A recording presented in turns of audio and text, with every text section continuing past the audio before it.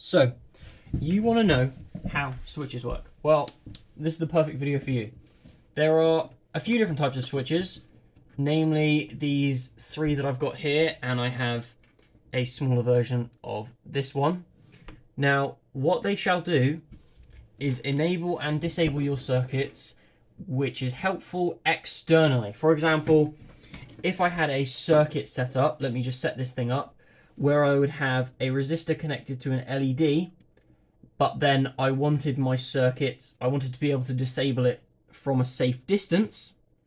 For example, I don't know, let's say I wanted to be able to set up something far away, have remote control and access to it, and I didn't want to do it wirelessly because that's really technical. What I would do is I would set up different cables across my circuit that would allow me to change when and where things would happen. Let's just take, for example, our basic small version of a simple button switch. Now, how these button switches work is, and I will try to explain this to you in the simplest manner, there are 4 pins on the bottom, and the pins are always connected horizontally. So, for example, if I plug something in on this pin closest to me, and then on this pin closest to me, it would always stay on. When you press the switch down, it creates a circuit between each diagonal pin. So as you can see right here, my circuit is currently not turned on. However, if I were to place my LED over here and plug him in, you can see my little circuit set up there, hopefully. I'm not sure if you guys can see that. It won't turn on. When I press the switch, it turns on. Now, I did just blow my LED. I'm not sure if you guys saw that. It was quite a blinding flash of light because I had my resistor connected in very, very badly. But that is fine. We can always use a backup LED I have. Please like and subscribe, guys. I'm absolutely ruining LEDs doing this for you. I've wasted about 10 LEDs so far. Absolutely decimated them all. Now, this should just turn on regularly.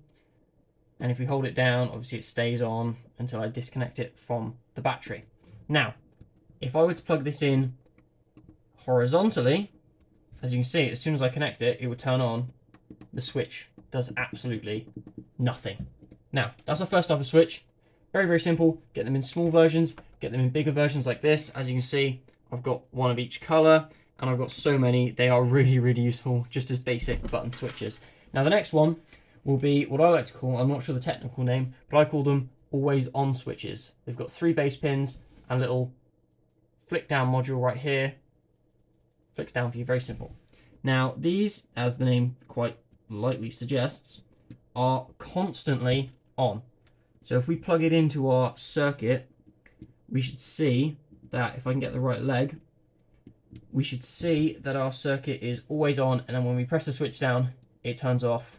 Once again, a very simple switch. Where would you want to use it? Well, for example, in an emergency stop button, if you have this that connects the circuit, you hit that emergency stop button, it breaks the circuit, and the circuit dies out.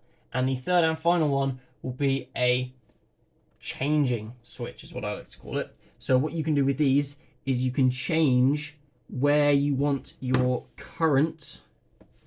I don't have another LED, so I can't show you that.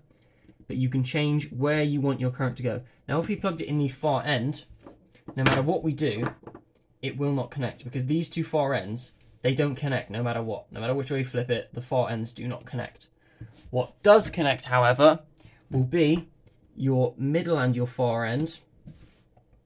You can see right here it's on, and then you flick it and it will change it. So your power should always be routed through your middle, and your 2 connections that you want to change between, or in my case just one that turns on and off, should be routed on either end. So when we flick it up, these 2 have been connected. When we flip it down, these 2 have been connected, but obviously nothing happens. Up, on, down, off. Now, where are you likely to use switches in circuits? I've already explained this. It's very, very simple.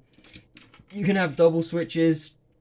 You can have things that connect to themselves. You can have, there's so many different uses for switches. You could have double connection switches, if I can manage to set one up here, where you might want to have both your switches set up in the right order. For example, if you want to make a super basic combination lock, you could have your switches flipped on and off, and they have to be connected in the right order in order to work. Very simple. Thank you guys so much for watching. If you have enjoyed the video, please like and subscribe, and most of all, have a nice day.